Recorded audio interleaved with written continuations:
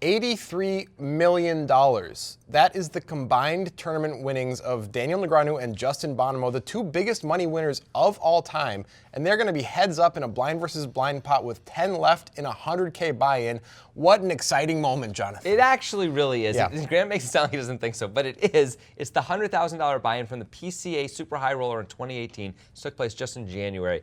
And these, with 10 players left, 7 players get paid. 7th place is $250,000. First place is like $1.4 million. There's a lot to win here. And these are, I think, the two biggest stacks at the table. There's a lot going on. Let's see if we can remember who suggested this on Twitter. Let's see. Carl with a K. Yes. Mike Friedrich. Isaac Carlisle and Alex Trembach. Yeah, we did it. Bam! If you have a suggestion for the breakdown, this is the Twitter address where you should suggest. Include a YouTube link. And timestamp it as well. Timestamp the puppy is what you like to say. Before we get into the hand, though, we have to thank our sponsors, Nitrogen Sports Poker, who keep the lights on around here. That light. Without them, we would be nothing. That's a light over there. Yes, what he's saying. Camera needs a battery. We want to tell you this, though. If you use the link in the description, it makes you eligible to play in our, it's not a free roll, but it's nearly a free roll. At the end of every month, we've got this great tournament. We play in it. It costs 1/10 of a millibit, which is like 65 cents worth of Bitcoin. And there's 100 millibits guaranteed. It's like 1,000 buy-ins. We got like 70 or 80 players usually. Huge overlay. You got to get in there, but you got to use the link in the description to do it. Get in there. Get on the Nitrogen Sports Poker train. Chew, frickin' chew. Chew. Well, the action has been folded to Daniel Negreanu. So let's play this from his perspective, Joe. Let's sweat with Daniel. All right, well, it's Justin Bonomo's big blind, so can we not raise him? Jack 8 of spades in the small. Okay. Daniel raises to 75,000. Great. Bonomo calls.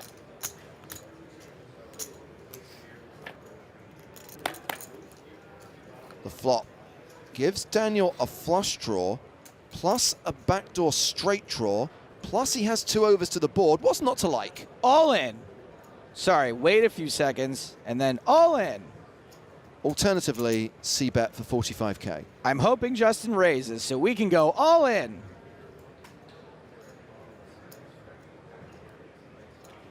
Ooh, he might actually raise. By the way, I'm not saying that's the right approach. I just don't want to play against Justin Bonomo. Bonomo has raised to 175,000. So my guess is that Daniel probably won't want to play for all of it. He's a little too deep, and he's actually blocking some of the bluffs Justin can have here. A call from Negreanu. This hand going to the turn. 515K in the middle already. 7 of clubs pairs the board. That is a very bad card for us. Daniel checks. We would very much like a free river. A lot of you might be thinking, well, Justin was definitely bluffing on the flop. Why isn't he continuing to bluff on the turn? Now, we believe Justin would continue to bluff on some turns, probably turns that are not so good for him to bluff on, where Daniel improves to a flush. I think he's going to try to rep that flush pretty hard. But the 7 is not a card that Justin is really apt to rep here. That's absolutely right. Yeah. The reason why is because when the 7 pairs, if Justin were to bet here, he'd be basically repping full houses only. Yeah. Because Daniel has way more 7s in his range now that Justin has raised and Daniel has called, right? Because Justin's almost never going to raise a 1-pair hand. So Justin's either raising pocket deuces, 7-6, or a big draw or something like that. 6-6 or 7-7. Okay, yeah, of which, course. All the combos have been reduced because of the pairing of the 7. And as Jonathan is saying, Daniel's not going to fold a 7 when he gets raised on the flop, but Justin's not really going to raise a 7 on the flop. So this is a much better card for Daniel's range than Justin's, and Justin knows it. So we think this is a good check. Yeah, we even on our podcast, we're talking about maybe Daniel should even just lead out on the turn. Yeah. But it's fine not to, of course. Yeah, I certainly like this check by Justin. He can still rep spades on the river, although that will not work out for him. It's not going to work out very well. But still, that's got to be the plan when he's got the king of spades in his hand and he raises on this board after Daniel bets so small on the flop. Unfortunately for Justin, if he actually decided to continue here, it would probably work if he bet big enough, because this is not a card Daniel wanted to see. Absolutely.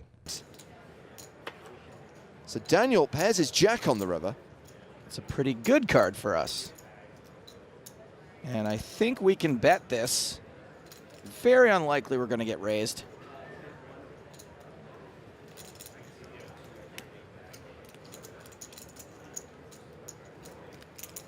That's 180,000.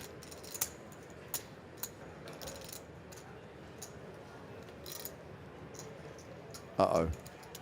Aw, come on! That's $1 million. Justin Bonomo has just raised to $1 million. There's only a couple of things he can have. A turn full house. That's 6-7. Yes, that. 6-7. He could have a flush, but he probably would have bet the turn. 6-7 of hearts.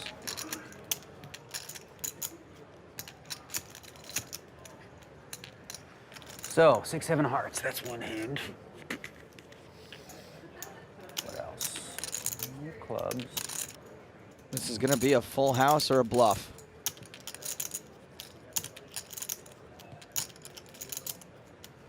Six, 7 of hearts. Pocket deuces.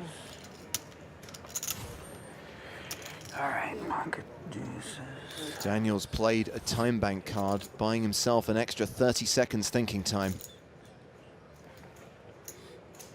There really aren't a lot of full houses he can have.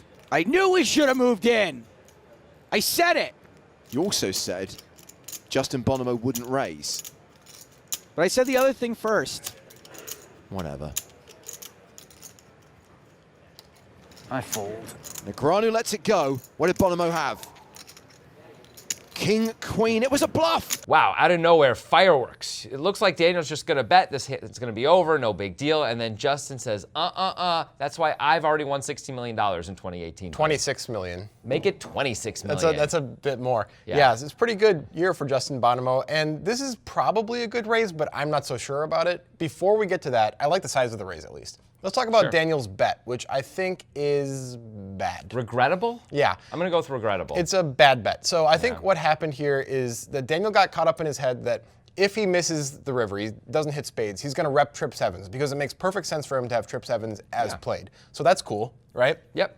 But then one of the two cards, the two types of cards, the jack or an 8 came, where he really shouldn't be repping trip sevens because now he has showdown value and Justin has a lot of bluffs in his range. So the question Daniel has to ask himself before making this bet is, what am I hoping to get called by? Because to be clear, this can't be a bluff now with top pair. So what can Daniel get called by as played? Let's remember, Justin raised the flop, so he's either got draws, air, or a very strong hand when he checks back the turn, like a full house. Yeah. The draws in the air can't call on the river. The very strong hands are beating us with our top pair. This seems like a bet that is destined to never get value. Right. As an example, we really don't expect Justin would ever raise something like ace-6 on the flop, which is a hand that maybe could consider calling this bet. But Justin never gets here like this with ace-6, so that's out. Ace-10 of spades, maybe Justin would play that hand this way, but it's ambitious to assume that we can get called by ace-high here. Yeah. So I don't really know what we're hoping for, except to just win the pot by betting 180K just like we were going to try to even if we didn't hit a jack. Right. So this is going to play much better as a check for the air in Justin's range to bet. And even if it's going to go check, check a lot, this is the way we can give ourselves a chance to get value. And as we see, once in a while, there's the nightmare scenario where Justin actually raises us, and it's the end of the world because we really can't call. And this would have never happened had we checked this, Daniel. We just check call, easy, no problem. But Yeah. Justin instead gets to make it $1 million, which is a significantly huge raise. Where's the pinky, though? I don't understand. Is it up? Where does it go? You have to put it at your face. Pinky. All right. Am I doing it right? You are culturally bankrupt. Well, that's kind of rude. Anyway, so we think that Justin is making it $1 million, such a huge raise, because Daniel is doing a pretty good job of repping trip sevens even though he hit top pair. He's kind of saying, I had trip sevens, I checked the turn hoping he would bet. Now the river came, it wasn't a spade, I have trip sevens, I'm going to bet. And Justin's saying, I have a better hand than trip sevens. I'm making it $1 million. How do you like that? Now, Justin does have the queen of clubs in his hand, which not a card he's really going to ever have in his hand if he actually had clubs here. There are some club combos he can have. They're all the straight draws on the flop that turn into a flush draw on the turn, although he'd often bet. I guess he wouldn't bet that. No, because we the don't think he would seven bet paired, that on the turn. So this is a way he could play clubs exactly. But the queen of clubs doesn't really help him with that. But it does block at least the queen of clubs from Daniel's hand, although there's very few combos. It's got to of that be too. like Queen- ace, queen of clubs that doesn't believe the flop. Queen 6 of clubs. I mean, there's very, very little there. Right, so we think Justin is now repping either 6-7, which is hard to do when you're putting Daniel on a 7, but there's still 3 combos left of 6-7 that Yeah. he can rep. So fine, he can do that. He can also rep the combo draws, which on our podcast we figured out were something like 6 or 7, maybe 8 combo draws. that were either gut shots or open-enders on the flop that turned into club draws with that on the turn that he decided not to bet because the 7 pairing was not good for his fold equity. So he's not repping that much, but what he is repping is better than what Daniel's repping at least. Oh, I mean, this is the absolute bottom of Daniel's value betting range here on the river, for sure. In fact, we don't even think it should be there, but I can't imagine Daniel really betting a worse hand than this. It's hard to come up with. Oh, I 100% agree. I mean, Justin's repping better than what Daniel's repping, which seems like trip 7s, not the jack, right? Oh, yeah, absolutely. Yeah. So he's saying, I want you to fold trip 7s. So Justin thinks Daniel has trip 7s a decent amount of the time, I think, and is trying to get him to fold that. Well, I mean, he probably assumes Daniel's got some air, some draws, not air, but draws, relatively good hands, and some very, very strong hands, right? Yeah. And then very, very strong being mostly the trip 7s. And Justin's thinking this million chip bet here will fold out all the bad stuff, which he may be losing to some of it, and maybe at least some of the trip 7s, maybe even all the trip 7s. Betting $1 million is a big deal because these guys are, I think, the 2 chip leaders at the table with 10 left, and we're 3 away from a $250,000 payday, let's not forget. And, you know, like, it's going to cost Daniel more than half his stack to call here. He's basically going to be lighting his tournament on fire if he calls and loses. So that's got to matter, at least a little bit. It's a very strong play from Justin. I don't know if it's an advisable play. Yeah. Now, it doesn't seem like Daniel has too many full houses because he did not 3-bet the flop. So with 2 pair or a set, he might 3-bet the flop with at least some frequency. So Justin feels like Daniel might be a little bit capped, although he's going to have some balance in there. But he's a little bit more capped than Justin is, at least, which is a reason to do it. It feels a bit reckless, though, to me. It feels kind of random and reckless. Are we really sure Daniel's going to fold anyway? He is Daniel Negreanu, Yeah, right? he doesn't like folding. He doesn't like folding. If he sits there, he's got his 7 in his hand, he's going to say, well, geez, there's only 3 possible combinations of 7-6 that Justin can even have. I believe he would have bet a set of deuces on the turn, which turns into a full house because he's not blocking trip 7s there. So he's almost always going to bet that anyway. Like, come on. So now he's got to have clubs, backdoor clubs, exactly. As we just said, it's hard to come up with that many combos of backdoor clubs. Daniel just might find a call with trip 7s anyway. He might. We're not sure, though. Yeah. Luckily for Justin, he doesn't have to find out because Daniel has a jack, which we don't think he should have bet, and has to fold. You absolutely must fold, like laundry, like origami, like things that you do that to. Good. Yeah. Cultural reference about origami. I'm kidding. Interesting river spots for sure for both players, and we're not sure about these decisions. Neither of us like Daniel's bet on the river. We're pretty sure about that decision, actually, as far as our opinion is concerned. Oh, no, I mean, we're not sure, like, we don't like that one. Justin's a little bit more in between. I think, Grant, you're like 50-50-ish, I would say. I lean a little bit more toward I like it because he can put pressure on I like Daniel the sizing, at least. I love the sizing. At least he has the queen of clubs in his hand. I don't know if I love it, but I certainly like it. I'm sure if Justin was here, he could explain 10,000 reasons why it's perfect. But he wouldn't. But he would never do that anyway. What do you guys think, though? Let us know in the comments. We really want to hear what you have to say. Yeah, tell us if we're wrong about Daniel's river bet. I would like to hear a good defense of that because Daniel is obviously a great player. This is a play that I find to be one of the worst plays I've seen Daniel make, in my opinion. So I'd like to hear a defense of that bet. I want Daniel Negreanu to make that defense in our comments. He might. He's done it before. Not in the comments, but, we've just spoken and the and words. such. And the if you want to words. hear why we don't like the bet even more and other reasons to think about poker throughout this hand and other hands, you got to check out our podcast, The Breakdown, presented by the Poker Guys. There's actually an extra podcast each week, more podcasts than videos. If you want more poker content, more Poker Guys, that's where you got to go. Get that poker analysis. Yeah. Do it. Do it. And if you like this video, make sure you subscribe to our YouTube channel.